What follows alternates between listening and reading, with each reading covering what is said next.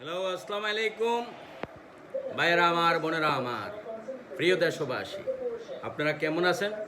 সবাই ইনশাল্লাহ ভালো আছেন। আল্লাহ পাক রব্বিল আলামিন আপনাদেরকে সবাইকে ভালো রাখুন। আমিও দোয়া করি। এখন অনেক বৃষ্টি বাদল হইতেছে, সবাই নিজেরা নিজেরা সেফলি থাকবেন, একজন একজনের পাশে থাকবেন। ভাইয়েরা আমার, বোনেরা আমার, আমি একটি কথা বলতে চাই। আমাদের দেশ স্বাধীন হয়েছে মোর দ্যান 50 ইয়ার্স, 50 বছর উপর। আমি একটি কথাই বলতে চাই, আজ পর্যন্ত আমাদের দেশে কেউ সংবিধানকে মানতেছে না। যদি সংবিধান না মানে, তাই এইভাবে আবার বলতেছে সংবিধান চেঞ্জ করবে, মানে বেকুবের কারখানা।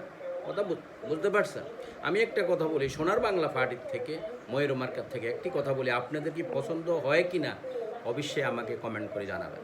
আমি আপনাদেরকে একটি কথাই বলি, বাংলাদেশে শুধু পুরা ওয়ার্ল্ডের ভিতরে বাংলাদেশে যখনই কোনো সমস্যা হয়, মন্ত্রী